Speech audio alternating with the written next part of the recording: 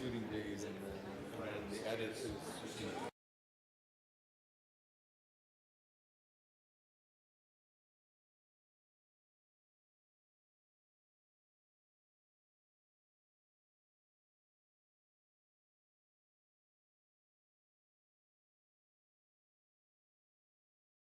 all the way down to the car, all the way across the street.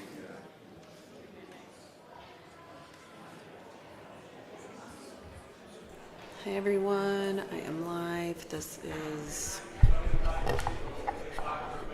totally had the wrong time because I forgot about the time change. So we are live. This is the live feed from I think it was NBC 10 has it on their Boston 10 has it on their website right now, streaming, and they have not started yet. They're just literally letting people in the courtroom. So that's kind of where we're at right now.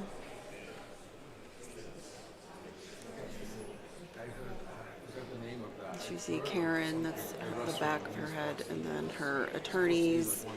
Alan Jackson is right here. This is Elizabeth Little and David Yannetti, Karen's attorneys.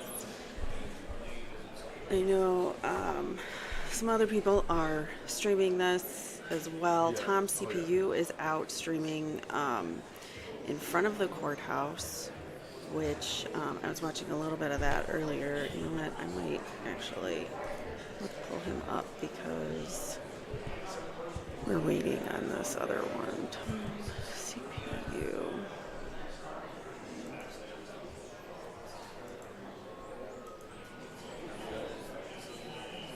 Get that for a second here. Go to Tom.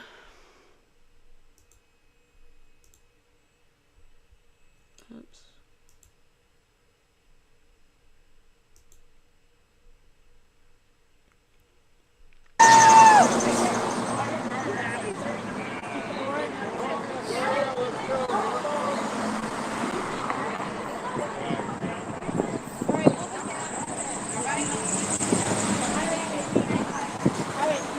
I know Karen is. I love you.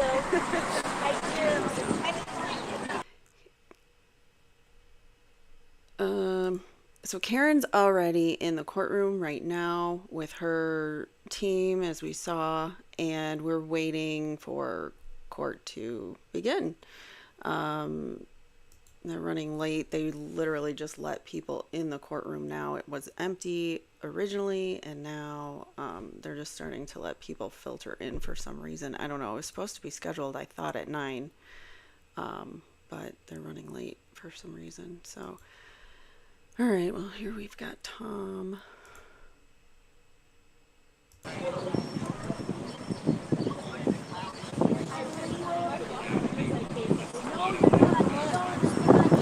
Back a little bit and look at Rita. I know Rita was out there talking.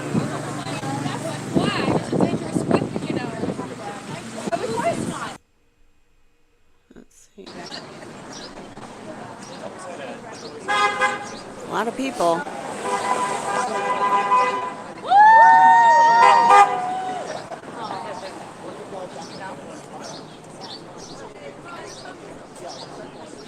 Hey, what's up?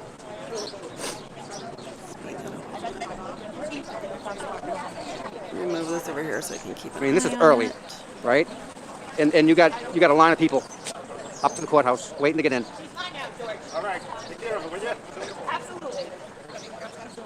And it's still early. I mean, what time is it? It's 8 o'clock. Yeah. Yeah, the sun kind of washes everything out. Wait till it climbs up. Yeah. Yep. Is Karen's PR team paying for the truck? No. Karen doesn't have a PR team, dude. What happens is we all get together and we all donate, and we use the donated money to rent the truck. Kind of easy, you know? All you got to do is just send money to the people that gather the money for the truck. Not a big deal. It's just a rental. It's just a rental. I'm gonna do one more for different mode. Yeah, so the individuals, individual people That's pool their awesome. money. Yeah, the glare. Yeah, I saw that. Ain't that something? And you know what, Chrissy? That incorporates like everybody. I know. Like all. It's awesome. You know who did something? Is Melissa did an awesome thing with all the people, all the promoters. Yeah, I seen that. That was pretty cool. She had a nice She's thing got made a- for me to put on a sweater. The She's picture got of that my touch, daughter's that artist touch thing. She's got that, you know. Just looks, her stuff looks good. There we go. Lots of people, lots of support there. You can see right here. Yeah, so we're gonna request. Yep. Right here. And lots of people here. Right.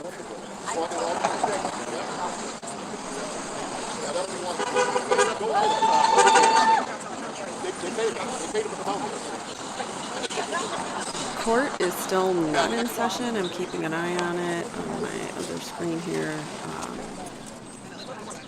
People, I guess, are still filtering into the courtroom. Good morning, Joyce. No, my pleasure. My pleasure. Again, I think Paul said it last night. Everyone does their part, right? And it actually works out really, really good, the fact that happens. I mean, you know, Aiden he lit the fire. No doubt about that. But, Yeah. you know, just the coverage he's brought us gives us content. And and you know, everything that he says gets torn apart, analyzed, everything. So, yeah. Yep. 1,000 people. You guys are just awesome. Amazing. Okay. You guys are absolutely crazy awesome. I'm well. How Hold on. People have sat down now. Let me see if the volume's up yet.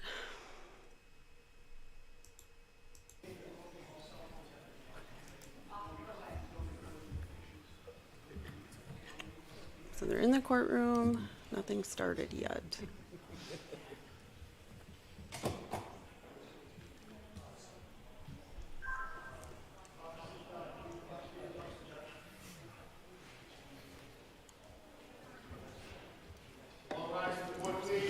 All right, we're getting started here.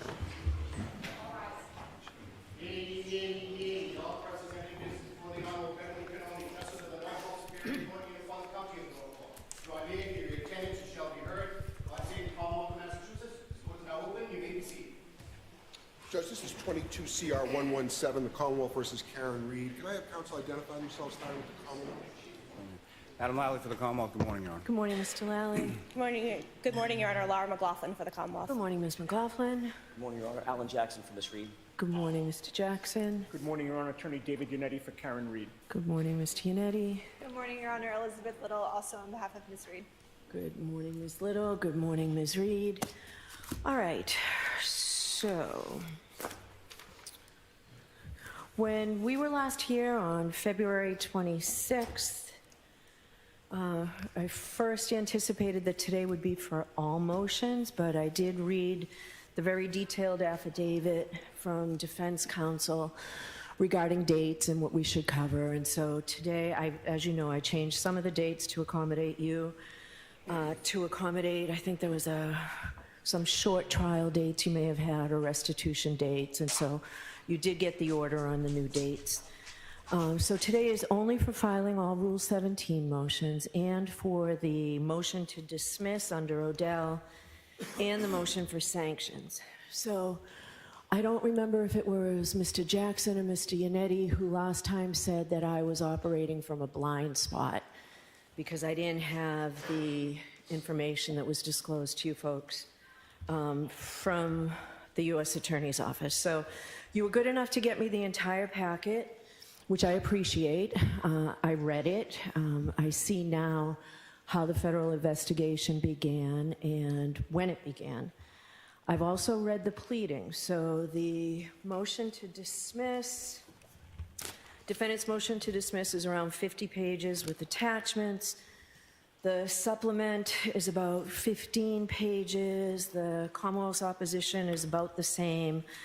The motion for sanctions is about 30 pages. There's no supplement, Mr. Yannetti? There is no supplement. Okay, and then the Commonwealth had about 25 pages, and then the Commonwealth supplement covered both motions, and the Commonwealth had originally probably hundreds of pages of exhibits. So I have read all of that, and I am mindful also, I keep coming back to the letter that was written to me on February 26th from the Deputy U.S. Attorney, who says, "We expect, of course, that the parties will disclose orally the materials in court only as necessary to further the proceedings." So I've read everything. I'm going to give each side 10 minutes, and we're going to start with the motion to dismiss. So, Mr. Jackson, I'll hear you. I think it would be particularly helpful if you were to focus on the exact prejudice to the defendant and how this all goes to the core of the Odell motion. And as you know, that's an awfully high bar. So, go ahead. Your Honor, I will try to edit my comments to stay within the 10-minute mark. It's very difficult to do that. I did not know that we were going to be under such incredible time constraints. As a matter of fact, I thought that the court said the last time we were in court, we had basically your words. Yeah, we had all day. But that was when we had all the motions, but it's just these two motions right, today. but they're big. They're big. Consistent with. Why don't you go ahead and start? If you need additional time, tell me. But it would be important to focus your argument. Again, I'm mindful of what the U.S. Attorney said to me in that letter. And I am as well, and that mindfulness suggests that my comments will be directed to that which is necessary to further the proceedings. Okay. Which means that... Right ahead. I'll start with the basic rule of Odell. We start with the postulate that any distortion of the evidence, that's where we start, any distortion of the evidence during the course of a grand jury proceeding impairs the integrity of the indictment, if there is an indictment, and pursuant to Odell, that requires dismissal. In this particular case, there were myriad examples, which I will, again, I'll edit. I was going to go through several, but I'll just touch on them very quickly. Your memo, I have to say, your memo is very thorough and very helpful to me because you outline everything, and same in your supplement. Thank you. The first point I want to discuss is what we believe is the failure to disclose Sergeant Michael Lank's personal lifelong relationship with some of the individuals, specifically the individual Chris Albert. There was a comment or an incident, I should say, that we referred to in our moving papers that dealt with Chris Albert and Sergeant Lank years ago. They have a long-standing, years-long relationship, and I'll close this loop in just a second, but if you'll allow me, that relationship goes all the way back to 2002 at least. And there was an incident in which Sergeant Lank and Chris Albert had gotten into what can easily be described as a bar fight. Chris Albert had gotten into a bar fight of some sort. Michael Lank walks out of the same bar or an adjacent bar. He had been drinking with his buddy Chris. He walks out, stumbles out, announces to the participants in this fight that he was, quote unquote, deputizing himself, and ultimately came to Chris Albert's aid. That was with the specific intent to assist an Albert in getting out of a legal jam, all the way back to 2002. The reason I bring that up, and by the way, both of the individuals involved, not Sergeant Lank, both of the other individuals involved were ultimately arrested by Sergeant Lank. That case went to trial, and both of the individuals were found not guilty of assault. And that's after Michael Lank engaged in fisticuffs with at least one of the men, to the degree that the Canton police officers had to pull him off of the individual. So this is in your memo, and it also is exhibits C through E attached to your memo. And the reason this comes to a head, and the conflict of interest comes to a head, is because Michael Lank ultimately was the first person to walk into Brian Albert's house. During the course of the grand jury, nobody elicited information from Michael Lank that he had a close personal relationship with the Alberts, that he had in years past come to the Alberts' aid. And yet he was the first person that came into the house. Even the grand jurors were stunned by this and asked, the specific grand jurors asked Michael Lank and asked the Commonwealth, or through the Commonwealth of the witness, why didn't Brian Albert ever even come out of the house? And I think we have the answer. And the answer is because The Albert, specifically Brian Albert, was waiting on a friendly, and they got that friendly through Michael Lank. That was withheld from the grand jury. Sergeant Lank is a longtime childhood friend of the Alberts. The Canton Police Department was conflicted off the case because of those personal and familial relationships that the Alberts have with Canton Police Department. And Sergeant Lank has a history of using his position as a police officer to shield the Alberts from criminal liability. That was never brought out. That's the kind of distortion that Odell talks about. Another broad example or a broad category that I want to discuss briefly deals with Trooper Michael Proctor. The Commonwealth withheld from the grand jury clear and even more egregious conflicts of interest as they pertain to Michael Proctor. Sergeant Lank was aware of this irremediable conflict that Canton Police Department had and that he should have had with the Alberts. So what does he do? He calls in Massachusetts State Police. And who do they send but Michael Proctor? And that's like jumping from the frying pan into the fire. That's the same Michael Proctor who's also years-long close family friends with the Alberts. The Proctors have called the Alberts their, quote, second family. And to that point, now we have benefit of some hindsight, and that's the federal investigation. We have been saying since September 16th, 2022, in lengthy motions that we filed before this court and filed with the Commonwealth, there is a conflict. You're not investigating the conflict. That conflict was never described to the grand jurors. And we've been rebuffed at every single turn. Newly uncovered text messages but from the feds revealed that on January 19th, 2022, think about that date, that's 10 days before the incident. January 19th, 2022, Michael Proctor texted his own family members discussing the specifics of having Julie Albert babysit for his toddler child. We should all let that sink in for a second. So, yeah, I understand that. There is a level of closeness that cannot be overstated.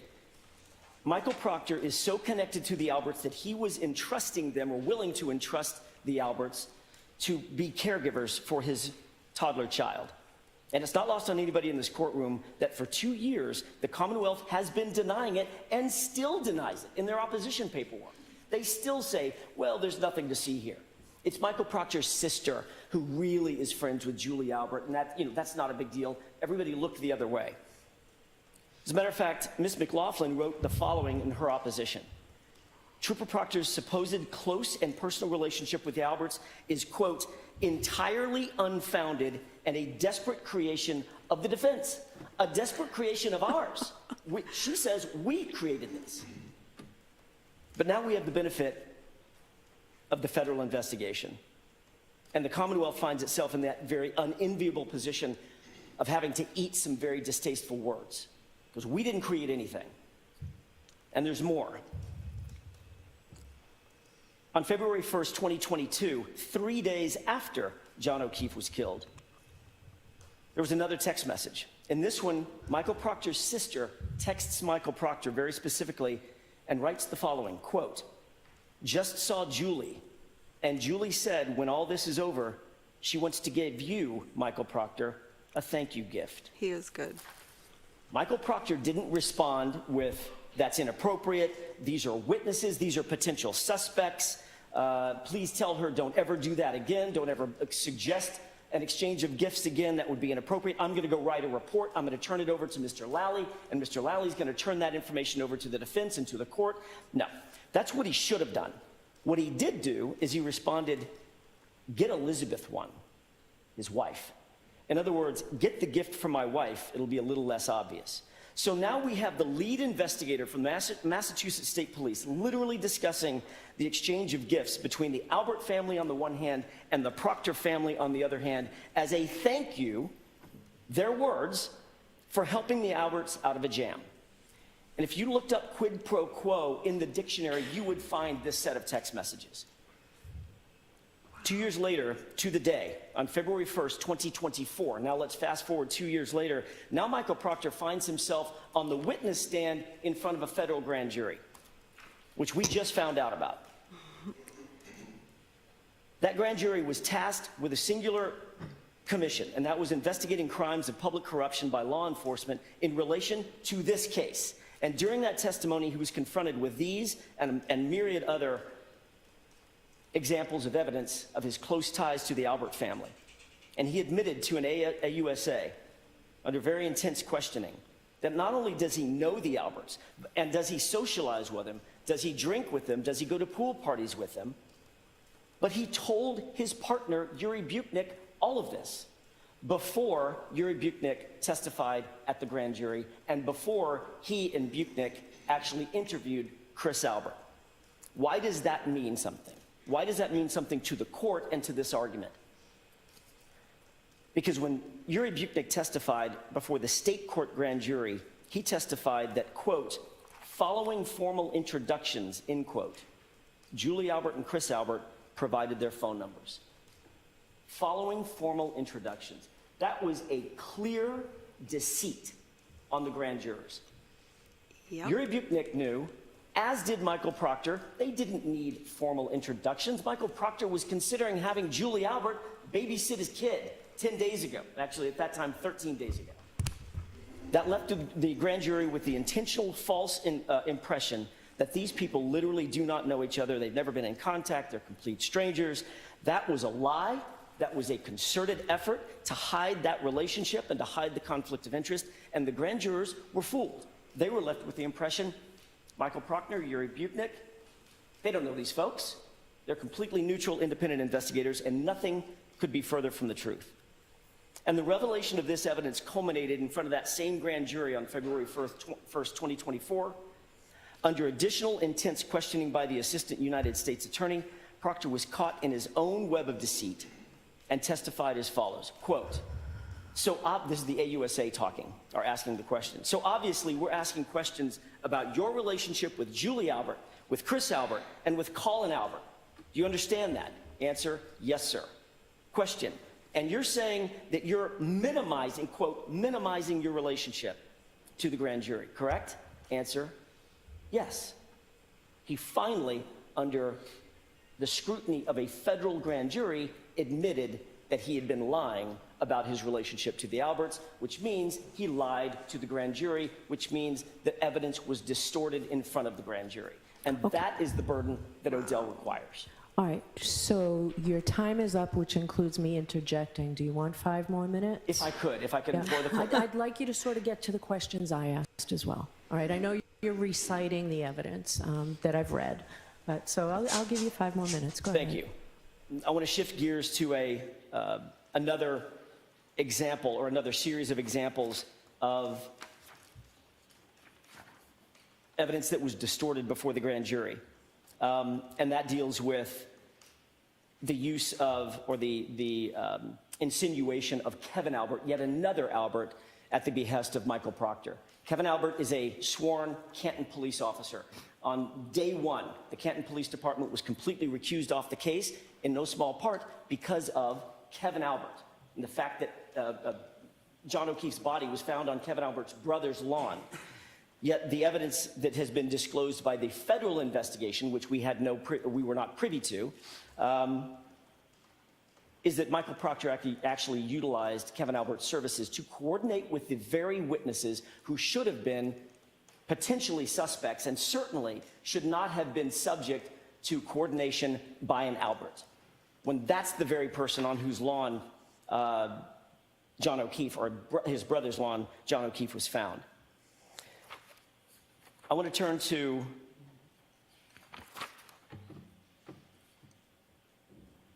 at least one more situation in my remaining minute or so, given the fact that this is curtailed. And this is not in our papers, but obviously it's a complete and probably the most obvious distortion of the facts. The Commonwealth suppressed one of the most obvious pieces of exculpatory evidence in the entire case, and that was a piece of evidence that they know torpedoes their entire case and their theory of this case, and that's Jennifer McCabe's Google search at 2:27 a.m., how long to die in cold. They had her phone at the time of the grand jury. They had her complete extraction of that phone at the time of the grand jury. They had a Celebrite report, Your Honor, at the time of the grand jury, and yet they did not present this evidence. They claim, oh, well, we didn't have the right version of the Celebrite software. That's on them.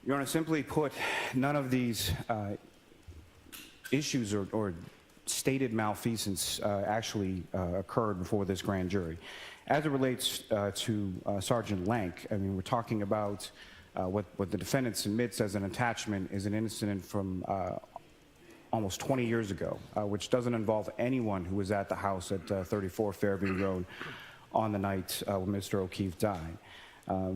The statements that Sergeant Lank is attributing to the defendant were not only testified to by Sergeant Lank, and they're testified not in a deceptive manner. They're testified to by Sergeant Lank in the sense of he indicated he spoke to officers who had preceded his arrival. All of those officers also testified before the grand jury.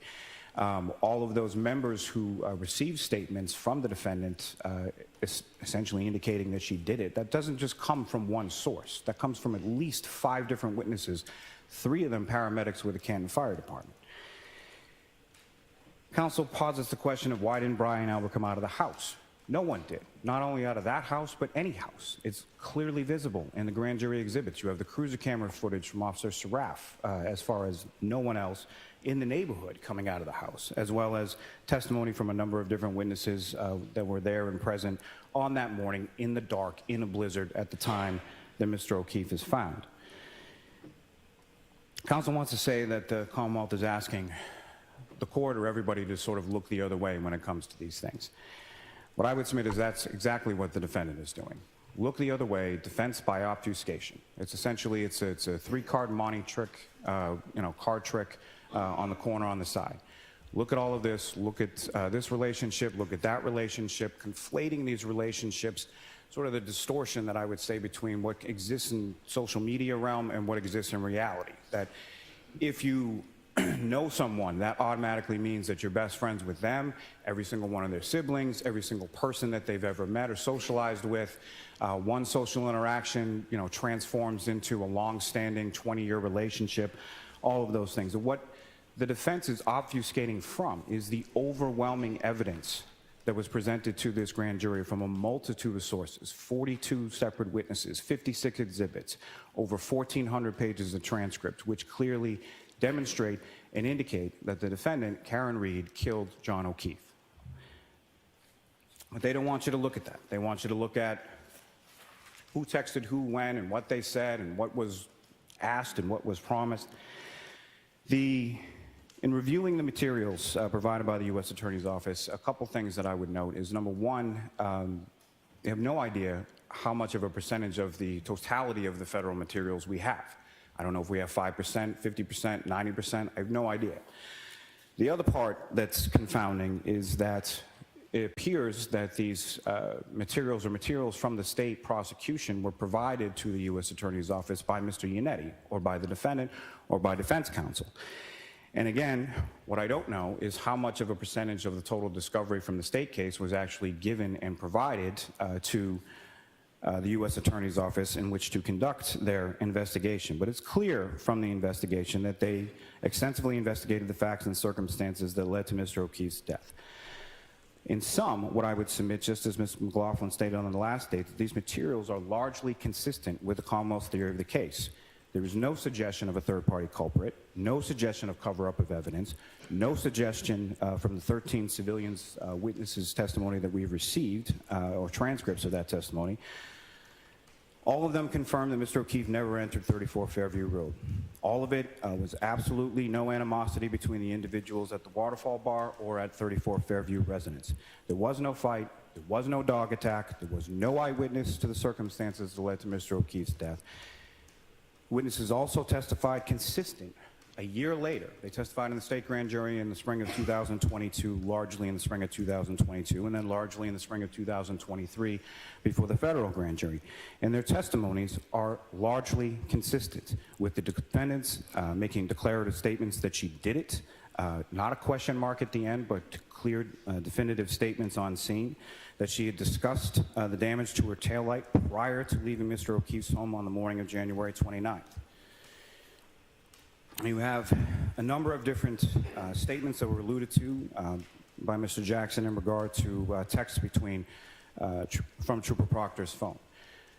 Of note, there are no text messages between Trooper Proctor's phone and Julie Albert's phone, except for 2 no-content text messages, one from June 21st, 2020, and one from September 1st of 2020.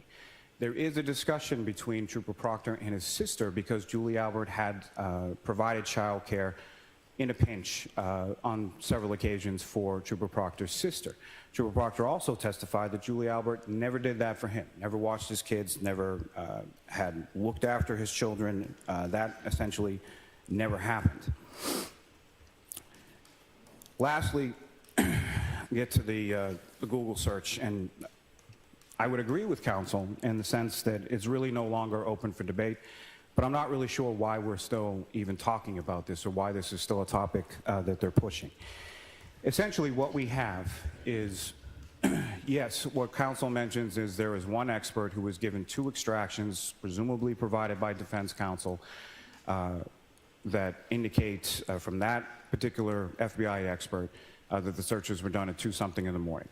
What counsel neglects to sort of raise and stress with the court is that there's a separate, and I forget exactly what it stands for, but an RCFL analysis of the phone in which through both Axiom and through Celebrite, and that conclusion of that expert is that the searches occurred when Ms. McCabe testified they occurred because the defendant asked her to conduct those searches at 6:23 and 6:24 in the morning. No. Really, the argument stops at the point of it's not, we didn't do our job to get the Cellbrite version that shows that information did not exist at the time of the grand jury. So I'm not really sure how the Commonwealth is supposed to run something through a Cellbrite version that isn't in existence at the time the grand jury is conducted. It's a subsequent version in which their expert, Mr. Green, finds these purported search without looking at the cache files, without looking at the DB list, without looking at the SQLite database, without looking at the wall file, all of which was done not only by Trooper Garino, an independent expert named Jessica Hyde, which counsel has all of those, as well as the senior technical analyst from Cellbite itself, a man named Mr. Whiffen. Counsel's had this report for months at this point. And essentially, Mr. Whiffen is essentially the person who creates the software that all of these experts are using. And his definitive opinion indicated in his report is that Ms. McCabe conducted those searches at 6:23 and 6:24 in the morning. So I would agree with counsel that it's really no longer up for debate. I think we just disagree as to the conclusions of that. But based on the totality of the evidence and what I would submit as the overwhelming evidence that was presented to this grand jury, all of these sort of individual parsing of stated malfeasance simply doesn't even come close to sustaining the burden under Odell. And for that reason, I would ask that the court deny the motion to dismiss. Okay. Do you want a few minutes, Mr. Jackson, to respond? Very briefly. Okay. First of all, it's always interesting to hear an argument that suggests there's nothing to see here. And that's exactly what Mr. Lally did yet again. He said, look the other way, look the other way. Oh, it's the defense that wants you to look the other way. We don't want you to look the other way, Your Honor. We want you to look directly at the evidence of the compromised relationships that Trooper Proctor had and hid. That's what we want the court to look at. He suggests, oh, well, there's just a couple of text messages. It's no big deal. It's a couple. The fact is, Your Honor, she really hit him. She really hit him with the car. Let's remember, she really hit him. And these text messages, they mean nothing. We're talking about the integrity of a sitting grand jury and the presentation before that grand jury. What Mr. Lally now has in his possession, but he didn't mention, now that he says, oh, well, she killed him. Let's just get on with it. She killed him. He's already tried and convicted her in his mind and tried to do it in this courtroom. It doesn't quite work that way. Now Mr. Lally has in his possession another thing from the feds that we didn't have access to. The federal investigators hired, independent of us, we had no idea, and independent of the Commonwealth, hired a professional reconstructionist, 3 PhDs, to look into exactly this issue. Did Karen Reed's car, did her SUV make contact with John O'Keefe? And their conclusion to a person was his injuries were inconsistent with the damage on the car. The damage on the car was inconsistent with having made contact with John O'Keefe's body. In other words, the car didn't hit him, and he wasn't hit by the car. Period, full stop. That's their independent expert, not ours, not somebody on our payroll like Mr. Whiffen or one of their experts or Trooper Guarino, who's an arm of the agency. This is an independent federal government witness or series of witnesses who say unequivocally, that car did not hit John O'Keefe, and John O'Keefe was not hit by that car. But he didn't mention that. Second, he argued that the texts were not, these aren't texts between Julie Albert and Michael Proctor. These are texts between his family members. And then he mentions these two texts that had no content. What are the chances that Michael Proctor sent Julie Albert texts with no content? Your Honor, it's not that they didn't have content, it's that it couldn't be recovered, which sometimes happens. But we do have evidence that they were, in fact, in communication with each other as early as 2020. And with regard to the 2:27 a.m. search, it's not a three-card Monty. It's not a shell game or whatever other fanciful thing Mr. Lally wants to suggest that it is, as he tap dances his way around this. He says that our expert, Rick Green, didn't look at the SQLite database. Yeah, Mr. Lally, reread his report. Yes, he did.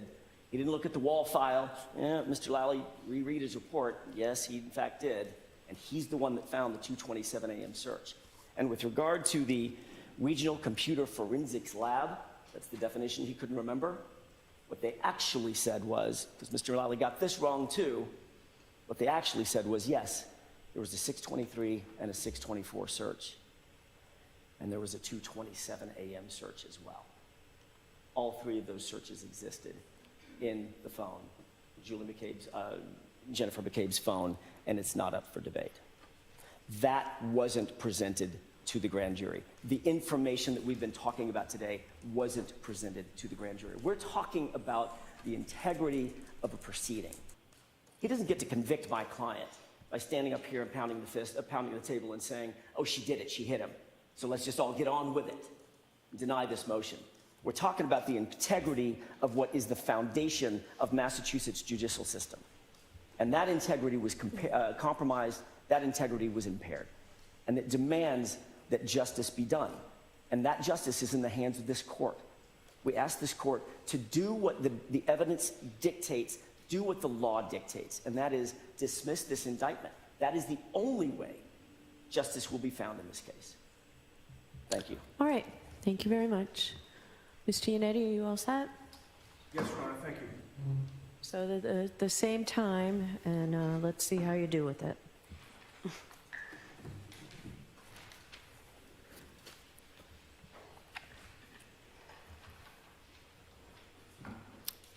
We believe our witnesses. They are telling the truth. Karen Reed is guilty. Any suggestion to the contrary is a desperate attempt to reassign guilt. Can you imagine a district attorney with a sworn duty to do justice and respect the presumption of innocence issuing such a statement in a pending case? Before August 25th of 2023, I could not. Yet that was the message of Norfolk County District Attorney Michael Morrissey to potential jurors in this case on that date. I've been practicing criminal law as both a prosecutor and a defense attorney for over 30 years now. Never have I seen such unethical conduct from a prosecutor. I know of at least one law professor who used Mr. Morrissey's statement in his class to teach his law students how a prosecutor should not act. Another member of the bar has already reported Mr. Morrissey's conduct to the BBO. And now we are here with a motion to disqualify Mr. Morrissey from further prosecuting this case because he has a personal interest in the outcome. Your Honor, this court should grant our motion to disqualify. And at the outset, I note that we've also moved for sanctions, dismissal of these indictments as a result of his misconduct. But we have so many additional grounds for dismissal as a result of the material provided to both sides by the federal authorities that we will be filing a further motion to dismiss for extraordinary governmental misconduct. My co-counsel has spoken to that previously. To the extent that the court entertains our motion for sanctions, specifically dismissal, as a result of his So egregious... can I just interrupt there and ask you, are these going to be the same motion, essentially? No. There's information and evidence that's been provided by the federal authorities which deals with the egregious conduct of both the district attorney and his investigators and the police. That will be the subject of a separate motion, Your Honor. So I thought that was going to be your supplemental memo to this motion. It sounds like it's the same issue, Mr. No, Kennedy. it's not, and what I'm saying to the court is I have limited time. When I interrupt you, I stop the time. Well, I appreciate that, but even with that, Your Honor, the focus of my argument is going to be on the disqualification as opposed to the dismissal. I've submitted papers on the dismissal. I will rest on those papers with regard to that issue. That's my only point. All right, so when you file the other motion, I need you to include in your memo how that's different specifically from this. Understood. Not just the remedy, but how the basis Understood. of it is different. Understood. All right, so I'm going to start you again from scratch. Go right ahead. I appreciate it. Well, Your Honor, this case admittedly has been an unusual one for a district attorney to deal with. The district attorney's office is not accustomed to a criminal defendant fighting back in the way we have prior to trial. What usually happens when the prosecution brings charges is they detail the allegations at an arraignment in court, and as a result, their narrative and theory of the case becomes widely reported, while the defendant and the defense team remain relatively quiet. After arraignment, moreover, the media typically lose interest and wait until a trial or potential resolution of the case before they start reporting on the case again. And in this way, the district attorney's office is quite accustomed to always controlling the narrative in pending cases, at least until the defense makes an opening statement at trial. And as long as the prosecution gets to control the narrative in the press, they have no problem with what's being reported. But of course, this case has been different. Their control of the narrative did not last very long here. In our view, it became clear very early on in this case that their narrative was wrong. Their theory of the case was wrong. Their allegations did not fit with the evidence that we fought so hard and for so long to get access to over 2 long years. So along the way, we spoke out about our findings of exculpatory evidence, mostly within this courtroom, but occasionally outside. The DA was not used to that and apparently didn't like it because they initially sought the extraordinary remedy from this court of trying to gag the defense from exercising our First Amendment rights to discuss a client who at all times is presumed to be innocent. And as you know, they filed that motion on June 9th of 2023, and it didn't work. The court denied the motion, specifically ruling that any statements attributed to counsel could generally be characterized as responses to the accusations against Ms. Reed and are therefore permitted under the rules. When you made that ruling, though, Your Honor, you admonished both sides that commenting on the credibility of witnesses would have a prejudicial effect on the proceeding. And at that point, we largely stopped making extrajudicial statements. By contrast, Norfolk County District Attorney Michael Morrissey, only 25 days after that court's ruling, instead decided to blatantly ignore this court's admonishment. DA Morrissey went off the rails, gave an unprecedented video statement to the media where he specifically vouched for the credibility of Commonwealth witnesses in violation of the rules of professional responsibility, in violation of this court's order. A member of the public issued a public records request, and we got this to show all of the media outlets that DA Morrissey made sure received his statement. Before any trial has occurred, he called the defense theory in this case, quote, a false narrative. Before any trial has occurred, he announced his opinion that nobody within the home at 34 Fairview participated in any murder or any cover-up. Before any trial, he vouched for the credibility of Commonwealth witnesses Jennifer McCabe, Matthew McCabe, and Brian Albert. He announced that those witnesses were forthcoming. In other words, truthful. Before any trial has occurred, DA Morrissey announced that the defense theory is, quote, a desperate attempt to reassign guilt End quote. Given those broad statements of Mr. Morrissey's opinion that Karen Reed is guilty, can you believe that the DA in their opposition to this motion had the audacity to claim that DA Morrissey's words were narrowly tailored to the harassment of witnesses? It goes without saying, but your words are not narrowly tailored if you're a prosecutor vouching for the credibility of witnesses, particularly after a judge told you not to do that. Your words are not narrowly tailored if you're announcing to the public that you've already assigned guilt to a criminal defendant before trial. A desperate attempt to reassign guilt.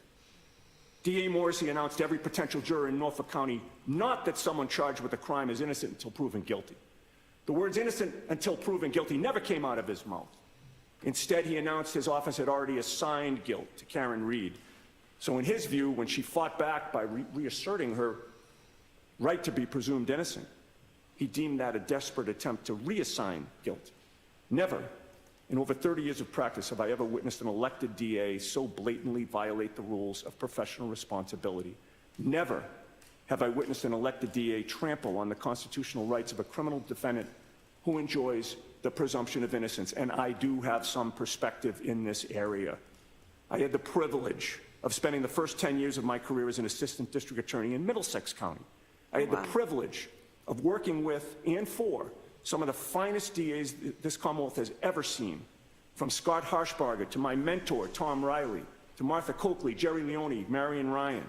In addition, I worked with some of the finest Massachusetts state troopers acting as homicide investigators, men and women I respect for their integrity and prowess as ethical investigators. In a million years, I could not imagine any of my former colleagues and bosses making such a statement.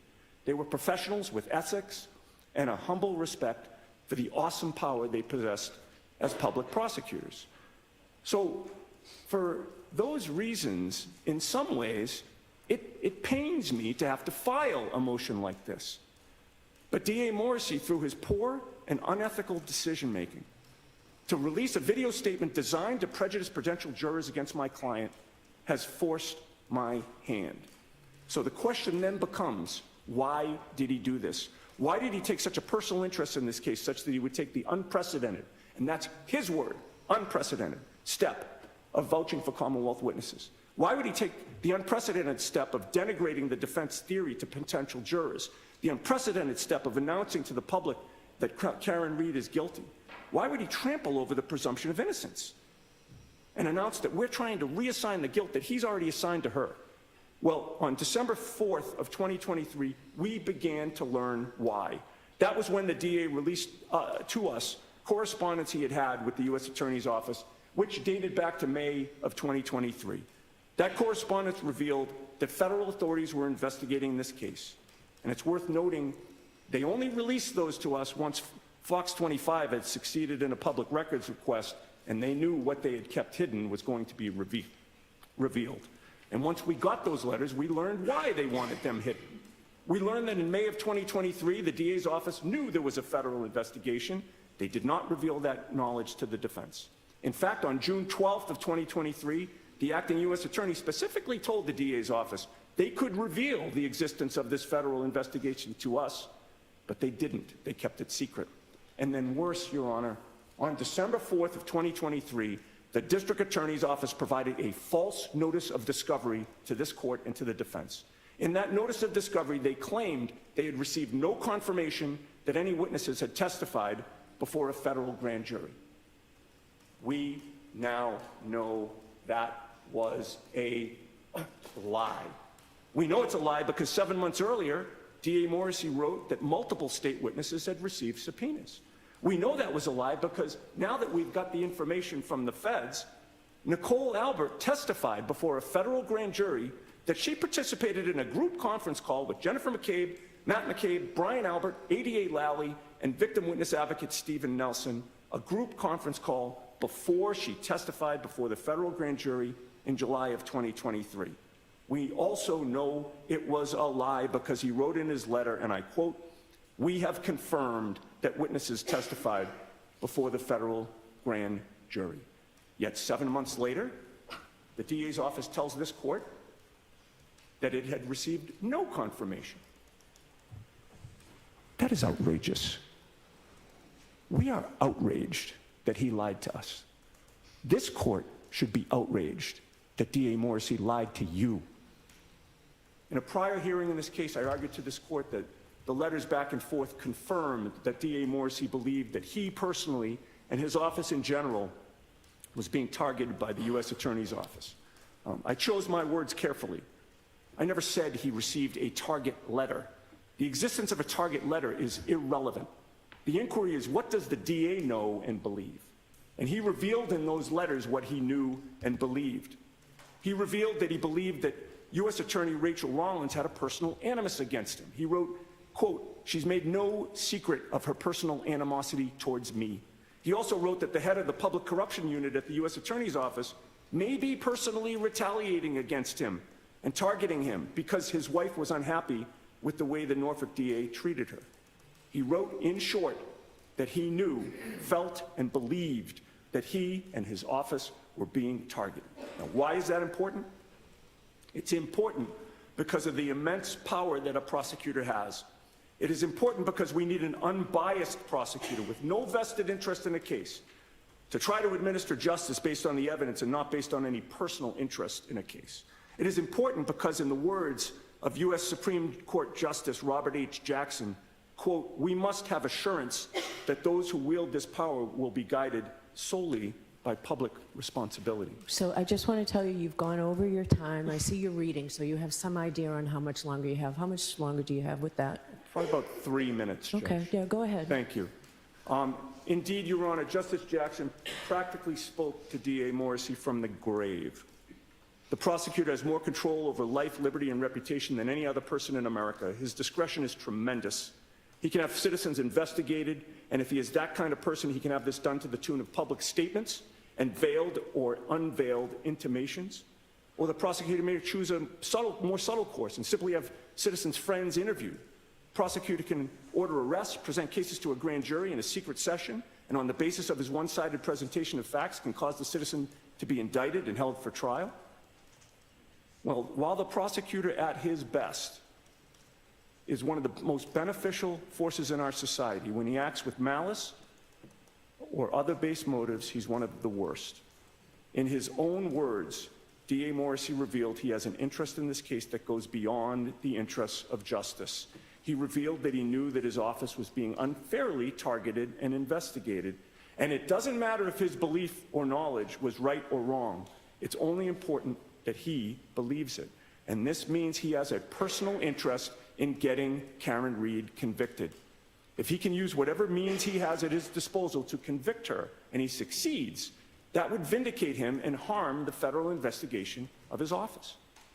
On the other hand, if she's found not guilty, as we expect she will be, he knows that he and his office will remain in the crosshairs of the federal investigation. And it's important to note, Your Honor, both sides have been made aware multiple times that as we have this hearing today, that federal investigation is still open. They've called most of the Commonwealth's witnesses to testify, but they're not done. D.A. Morrissey has an interest in this case not to do justice, but to win. That's why he hid his knowledge of the federal investigation for 7 months. That's why he slow-walked discovery. That's why he gave a lengthy video statement saying Karen Reed is guilty. That's why he talked about our theory being a desperate attempt to reassign guilt.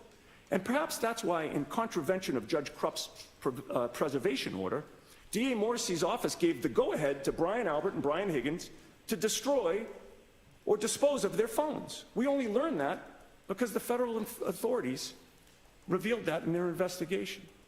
And I'm just about ready to end. The DA also, as my colleague has indicated, the FBI has confirmed that Jennifer McCabe Googled, how long to die in the cold at 2:27 in the morning. But what has not yet been mentioned is that 5 minutes before that, Brian Higgins and Brian Albert were calling each other at 2:22 in the morning on January 29th after previously testifying they were both asleep at that time. There was a lot of suspicious activity in the early morning hours of January involving the witnesses that Morrissey improperly announced to the public were telling the truth. We're getting to the bottom of it, and the truth will come out. But as we continue to defend her, Your Honor, like any criminal defendant, My client deserves a neutral, impartial prosecutor interested solely in justice, with no vested outcome in this case, and it's crystal clear we do not have that in Michael Morrissey.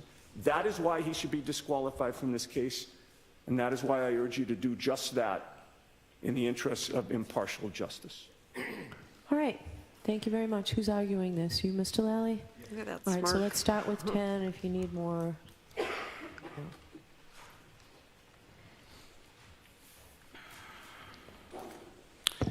Thank you, Your Honor. And again, I don't think I'm going to need much more than that. Again, I know the court has reviewed all the materials, and I know the court is well aware of their standard, and it's a standard which I would submit just simply hasn't been met here. To characterize counsel's actions in this particular proceeding with specific reference to the media and saying it's different, I think is minimization to the highest degree. Essentially, what the defendant is positing, or what counsel is positing in this motion, is that due to a recorded statement by the district attorney over 6 months ago, that impinges on her right to a fair trial, or it impinges, shows some sort of deleterious motive on behalf of the district attorney in the handling of this case. The statement, as the district attorney indicated in it, was in response to an extraordinary degree of relentless and really relentless harassment and intimidation of nearly every witness associated with this case, which included a July 22nd rolling rally of nearly 100 people traveling to witnesses' homes and calling them murderers. That is largely what this was in response to, and is in complete conformity with Massachusetts Rules of Professional Conduct 3.6b6 that permits an attorney to make a warning of danger concerning the behavior of a person involved when there is reason to believe that there exists a likelihood of substantial harm to an individual or to the public interest. It's also in conformity with Rule of Professional Conduct 3.6c, which allows for such statements to rebut the prejudicial effects of the defendant's and her counsel's misconduct. Now, again, I know the court has read through the Commonwealth's opposition, but just to highlight a few of those particular incidents. So yes, the July 31st, I believe, was the ruling in regard to the, for lack of a better term, a gag order. And I think it's been somewhat inappropriately or just patently falsely represented to this court in public what that ruling said. It indicated that the statements of counsel arguably crossed the line of permissibility under Rule 3.6, and that meaning defense counsel. That the inflammatory statements about the Commonwealth and witnesses, particularly by Attorney Jackson, appear to have fueled much of the publicity in this case, and that's a quote from the court's ruling. And that the defense counsel did not have carte blanche to speak with the media, and going forward, defense counsel should ensure that their statements are limited in conformity with the rules. And it denied the Commonwealth's request for that gag order at this time. Denying it without prejudice. And then Mr. Giannetti wants to get up here and say that they largely stopped making extrajudicial statements after the court's ruling. And so I guess largely stopping would then include August 22nd, the day before the district attorney's statement, a ABC News broadcast in which Mr. Giannetti and Mr. Jackson were featured for a 9-minute, 37-second segment, in which Attorney Jackson indicated that pieces of taillight were planted after the fact, that the victim walked into the house, I think he was confronted, was likely brought down to the basement. I think the confrontation got physical, and he was beaten to a point of unconsciousness, that he had defensive wounds, bruises on the back of his hands, largely of which is all not only not true, but directly contradictory to the vast amount of evidence that has been turned over in this case. Mr. Jackson then went on to continue that this was a cover-up, and indicating that John was murdered inside that house, his body was placed outside. This also continued into September. September 17th, the defendant, traveling with Attorney Jackson, Attorney Little, and a woman believed to be a television news producer, to the victim's home, to Mr. O'Keefe's home, in direct violation of her conditions of release, where she has to stay away from. as well as other places of interest and sort of tour around the town of Canton.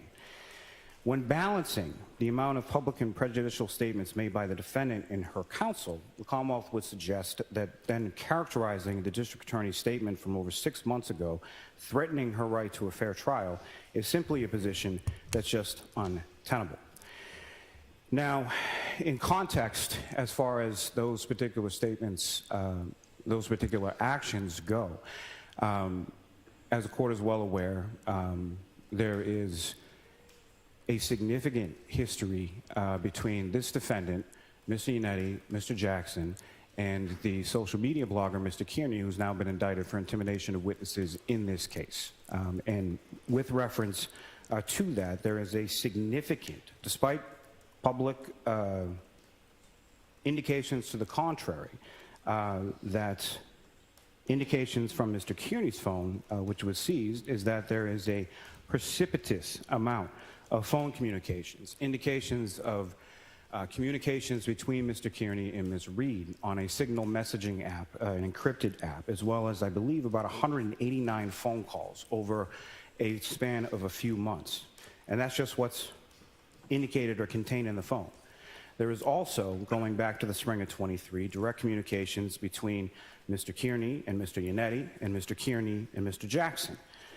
They went out to lunch with Mr. Kearney following a court date in May of 2023. And this is a person who counsel in the memo seems to want to distance themselves from, based, I'm presuming, on subsequent indictments. But the truth is in the phone. The phone doesn't lie as far as those communications are concerned, as far as those communications between counsel and between the defendant in this particular case. So to say that this is a different case, again, I would suggest is a large minimization of what actually has transpired here. Lastly, what I'll say in reference to the federal grand jury, what is also clear from the federal grand jury is that this was an investigation which was initiated by the defendant and Mr. Yannetti. So to claim that he was in the dark or didn't know about this federal investigation, every bit of discovery that the federal government has from the state case was provided by Mr. Yannetti. Nothing was asked for from the Commonwealth. Nothing was asked for from the district attorney's office, the state police. So again, what I was intimating before in reference to the motion to dismiss, I have no idea what they have seen or what they haven't seen, how much of the file, how much of the discovery or anything else. It's all sort of been provided and colored by Mr. Yannetti. And this goes back to November of 2022. So to then claim that you were sandbagged or didn't know about an investigation that you initiated over a year before until late in December of 2023 is, I think, disingenuous,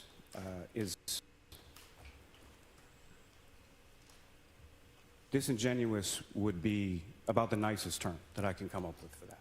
Thank you. All right. Mr. Yannetti, a short rebuttal, I guess, or a short comment.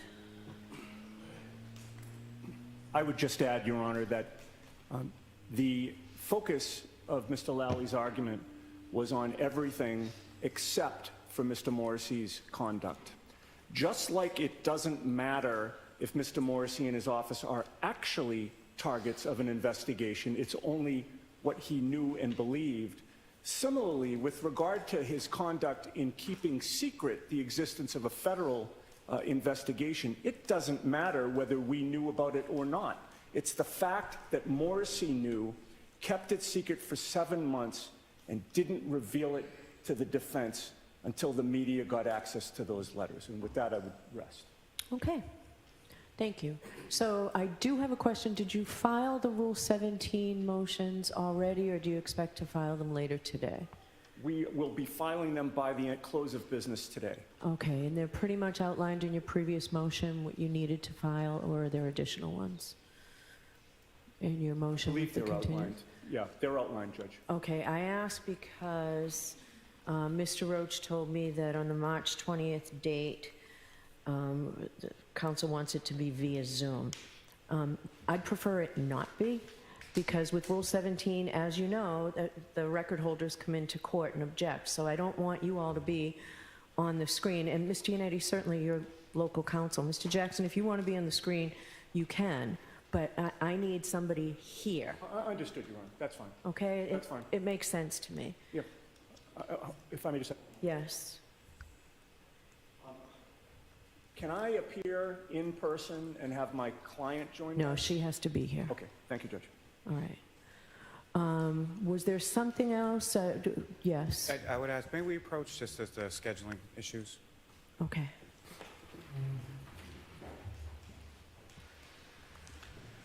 All right, so far, what do you guys think? What side's winning? At this point, their arguments, what do you think about that?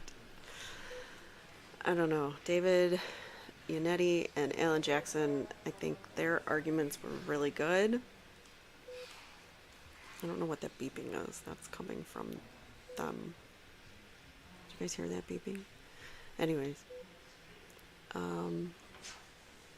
Yeah, so where are you guys tuning in from? Let me know in the chat.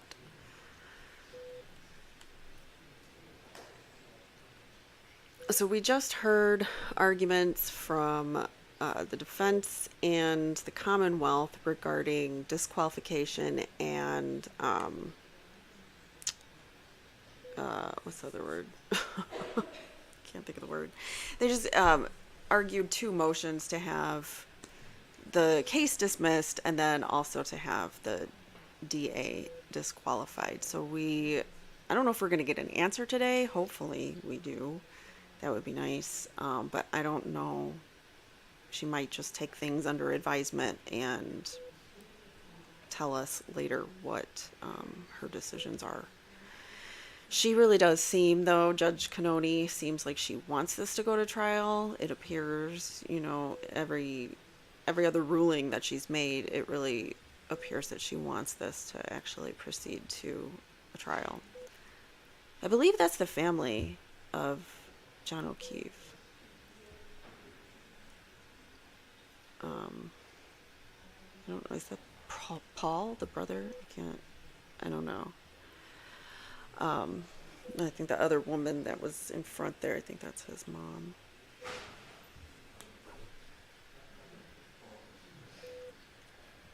By the way, I love Karen's side eyes and smirks when her attorneys are talking and they're saying really awesome things, and you can just see like she's feeling confident. I think she's feeling confident with her lawyers and with information that they found out with the federal investigation.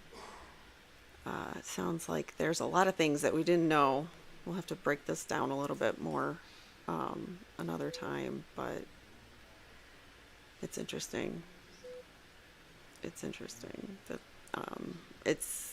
they're still pushing forward, the Commonwealth. Even after all of this information has dropped from the feds, they still want to act as though they're the victims. And throwing in all the Turtle Boy arguments, the arguments about what's going on with the Turtle Boy case. Yes, it is all, related, but it has nothing to do with these charges.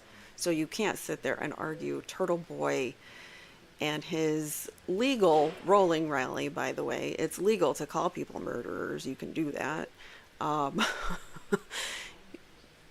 Yeah, so anyways, having that legal rolling rally was completely unrelated from these charges. So I don't know why they keep bringing Turtle Boy back into the mix. It's kind of, I think they're just doing it to be like, don't look over here again. I think it's just their attempt at hiding the truth of what's really going on. The sidebar's taking a long time. I'm trying to probably finalize schedules because we have an April 16th trial date at this point. It was originally supposed to be today, starting today, but we've got it moved back to April 16th at this point. I don't know if they're going to ask for more continuances or wait for the answers for this. I would assume I would want to know, the answers to these motions first before anything. But like I said, it could take her, she could answer us today, or she could take a while to come up with her rulings.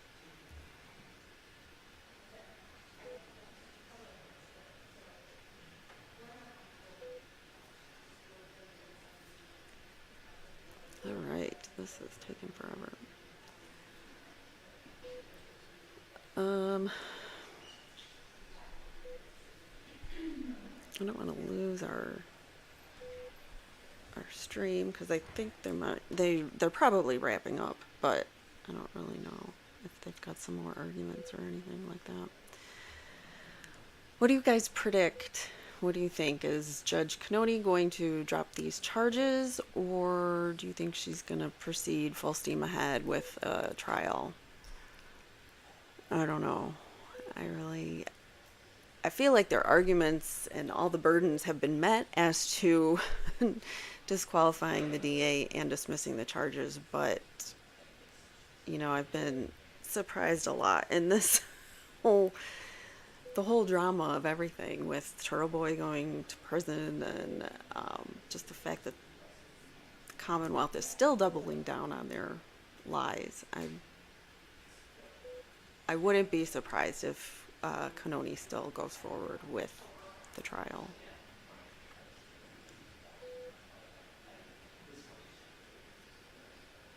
But how can the feds, even the feds said they can't allow it to go to trial with what they know of the investigation. So how can it? I don't know. I don't know how Canoni can rule in favor of a trial. But all right, come on, sidebar's taking too long here.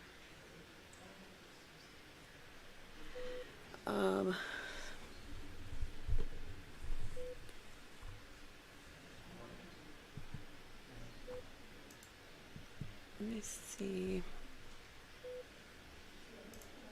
Is Tom CPU still alive? Oh yeah, he is. Oh no, this is from a while ago. Oh wait, they're coming back. I hear them. All right, you had a question, Mr. Jackson? I did, Your Honor, just about the logistics of the trial, meaning days in trial, half days, 5 days a week, 4 days a week. I wanted to get some sort of sense so we can begin planning. Okay, so we're going to go full days, Monday, Wednesday, Friday, half days, Tuesday, Thursday. Are the half days afternoon or half days morning? Mornings. Okay. Okay, anything else right now? Can I have one moment? So they're acting as though they're going full steam ahead with the trial, because that's what they were. I think that's what she just said, was the half days, Tuesdays and Thursdays or whatever, during trial. No, Your Honor, thank you. All right, anything from the Commonwealth? No, Your Honor. Mr. McDermott? Judge, I just wanted to put on the record that I think I provided to everyone copies of that letter from Google. I just wanted to make sure, just put that on the record that I gave you copies of that. Thank you. We received copies. Great. All right, great. All right, thank you very much. Thank you, Your Honor. All right, that was it. So we waited for that sidebar for not really a whole lot of anything to come out of that. But basically, it seems like they're planning full steam ahead for the trial. We're not getting an answer today from Judge Canoni, as it appears, and those are the arguments. So I thought that the defense did a great job arguing, and obviously, I've been following this case and I know a lot of the details of the evidence. So I am full Karen Reed. Free Karen Reed. I got my shirt on today. So anyways, thank you guys so much for watching. I appreciate, I know a lot of people have been streaming this. I appreciate you watching it with me, Turtle Boy, and I think the Glare, we're also streaming it today too. So Anyways, thank you again, and I appreciate you joining me. Take care. Have a good one. Bye. If you've been impacted by a true crime and would like her told in your own words, or if you or someone you know has been wrongfully convicted or accused of a crime, please write to crimeincourtchannel@gmail.com and tell us your real true crime encounters. Thanks for watching.